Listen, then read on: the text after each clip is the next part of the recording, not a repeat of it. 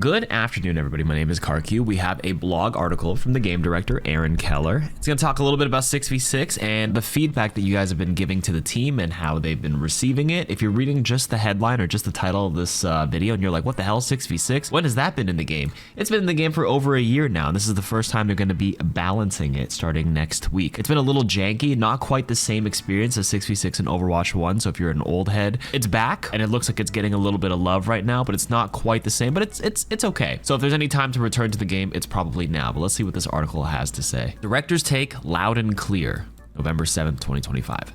Aaron Keller says, "Hi everyone. I can't believe that Season 19 mid-season is already around the corner and heading your way next week. You'll get to see Junkrat's ultra cool Cyberfuel mythic skin, brush up on your lore with the narrative viewer." What the narrative viewer? What does that mean? And even learn a little bit more about a certain gladiator lurking in the shadows. Okay, that's the new hero coming next season, so a gladiator, cool. It's an exciting time to be part of Overwatch for you and for us.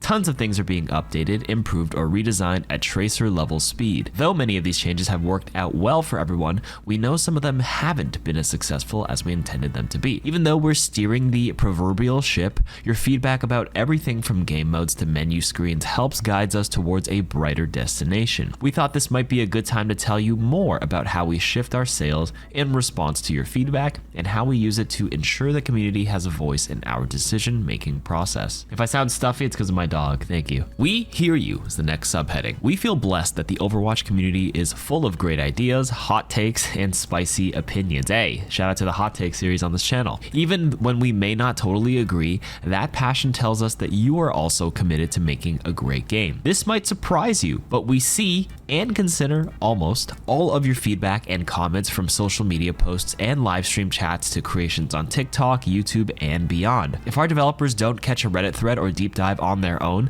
the community team gathers public data on sentiment and delivers it to the necessary parties on Team 4. You know the hot take series and the suggestions box? They have told me they do watch it and take a peek at it here and there. So in that series, you guys leave comments and stuff, like they're reading it, just letting you know. Some feedback we can't do much about, like giving Zenyatta a billion HP or letting Torb climb walls, doesn't exactly work with our vision for the game, even if you really want it. But we want you to know that we hear you loud and clear, and we deeply consider feedback we can use when developing future seasons or updating game modes. One of our long-term goals is to build your confidence in the direction Overwatch is headed.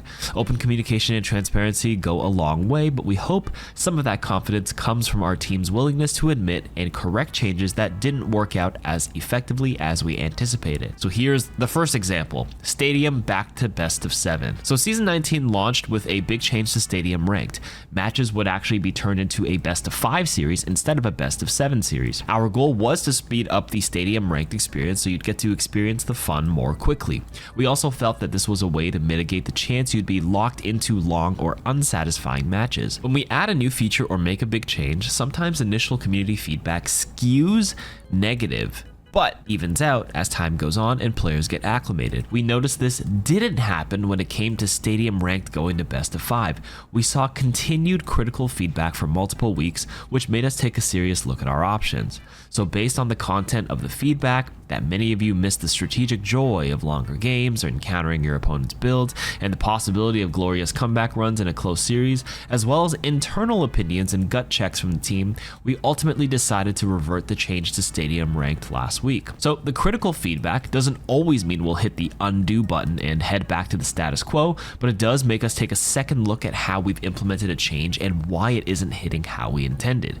In this case, we reassessed the situation and ultimately decided to go through with a reversion. So there's a link here, and this is probably just Aaron Keller saying here on Twitter or X that we've been listening to your feedback on ranked Stadium's format since Season 19 launch. We agree best of 5 hasn't felt quite right. So as of October 30th, so like over a week ago, ranked Stadium went back to best of 7. Stadium is all about experimentation and testing new ways to play and enjoy Overwatch. That said, we'll be taking more time with feature releases for Stadium in the future. So the two big reversions that they've done in Stadium, which was the mirrored drafts, and then this change from best of 7 to best of 5 and then back and forth in such a short period tells us that we need to let new ideas cook longer internally before they head to your queues. We're aiming to provide higher quality features instead of quick fire updates for Stadium, so stay tuned for more. So before we move on, it really goes to show they are listening as best as they can. At least they've been reverting stuff in Stadium. The public sentiment was that they didn't enjoy best of 5 in ranked. I personally did, but I'm fine either way. I'm okay with best of 7, but I enjoyed the faster paced ranked games, but let bygones be bygones. And then I know a lot of people complain about balance changes and whatnot, but if you ever look at the public hero stats on win rates and stuff, it really tells a different story every time you switch between region and ranks and everything. So like that one's a little hard to take a good feedback from when they have objective data and objective win rates across everything. That is also a series on this channel. If you're the first time watcher right now, you can check out where I kind of just take a quick peek at how the meta is shaping at the after a week of every new patch. So when the season begins and 1 week after, and then 1 week after a mid-season patch. So last section is called good reception. So most of this blog has been about how we use critical feedback, but your positive feedback and big ideas are also utilized in the Team 4 offices. So the bulk of why you're here is they're teasing that next week in the mid-season 19 patch, they will be introducing the first balance patch specifically made for our 6v6 game modes. Though 5v5 reigns supreme as far as playtime is concerned, 6v6 does have a consistent, passionate population that often tells us how much they love the mode. On any given day, roughly 20% of online players run through at least one game of 6v6. That is actually a lot higher than I thought. Wow. Okay. Feedback about how much you've enjoyed this mode lets us know that it needed some attention, so keep it coming. Telling us what you're loving lately helps our team double down and improve those modes. Your feedback can lead to great changes for everyone, from our most competitive population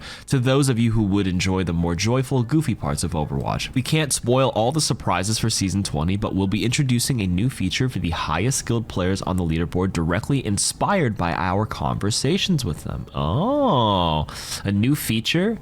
Maybe a new emblem to show off that you're top whatever, top 10. Another stadium map will also be headed your way in Season 20, so that's going to be slated around December 9th, I think, for Season 20. Set in a locale we haven't used for other maps. Ooh, a new location? It should look very familiar if you've been keeping up with recent lore drops. Thanks for reading, keep sending feedback our way, and we'll keep listening. As always, let's make a great game together. Also, guys, leave comments in this video. They also have told me they peek at some of these blog reading comments as well whenever I read the blog articles, because they like to see feedback on this stuff. They obviously read the forum response to this, but like not too many creators read these blogs and get like a instant response. Sometimes there's a Reddit thread on it, so they parse through that, and then they'll parse through the comments of when I read these blog articles here as well. So if you have any comments, whether positive, negative, or suggestions and whatnot you want, leave it in this video as well, and they may take a look at it. They won't directly tell you, hey, we saw this specific XYZ comment from, you know, Malga Enjoyer 6967 in the chat, but it doesn't hurt to at least leave something positive or negative and whatnot. Mostly positive though, hopefully, or constructive, maybe not so much negative. One thing before we go is recent lore drops. So they actually drop a lore bit on Twitter, if I'm not mistaken, and I know not everybody uses that form of social media, so let me see if I can find it. Okay, here's a little sneak peek. It says, breaking, null sector forces have retreated, leaving nothing but unanswered questions in their wake. Join Sojourn for a debriefing with the IJC in a new lore drop. Atlas news report. Overwatch responds to the null sector retreat. So a new locale next season is going to be a new location for the map based on this lore bit. I honestly have not listened to the entire lore bit. It's not so much animated, it's mostly an audio bit, so I haven't really gone through it. If anybody here can shorten it for me and tell me what they think the new location for the map is in the comments, I'd love to see that as well. And then I guess in other news outside of this blog article is that BlizzCon is coming next year, and the tickets are on sale right now, so if you want to buy it, you can. I will be there. It's going to be hosted in Anaheim in 2026 next year, so in about what, 9-10 months from now. So it looks like September 12th to 13th, Anaheim. It's going to be quite pricey for the tickets. I do believe they're like $200 something right now, 250 USDs, and you gotta fly. If you guys aren't from Anaheim or California, you might have to fly over, and it will be quite pricey, especially with hotels. Definitely go with friends and a big group if you want to offset some prices. But it seems like there's going to be a dev panel. We have Aaron Keller. We have an opening ceremony. Blizzard Arcade. Yeah, I will be here, by the way, so if you want to do a little meet and greet, we could definitely do that. I was here the last BlizzCon in 2023, did a little Le Seraphim thing, a little meet and greet, and I sometimes go around and I film a video for the main channel. I think I did the map quizzes and like stuff with my streamer friends last time. If you haven't seen that on the main channel, we can fly flash that on the screen really quick, but we'll be hosting that, and I might just go around like interviewing random people walking by. So not to be all like promoting this event because they're not paying me to like do that, but like I always think that's just like fun content to do when you show up in person. So that's just something to think about. This is similar to other BlizzCons. If you've never been there, there's you get hands-on gameplay experience. So they usually like have a new hero exclusively, and then you can play it. So like last time it was Mauga getting announced and being first playable at the convention. Obviously a store. Overwatch World Cup seems to be returning, and watching esports and Overwatch is super fun. There's going to be HOTS, Hearthstone, World of Warcraft, and StarCraft. And the big one is HOTS because I actually play Heroes of the Storm and I really enjoy that game, so it's going to be awesome. But yeah, BlizzCon tickets are on sale right now if you guys want to go check that out. That's just the last little bit I want to touch on, and yeah, let me know. Bye.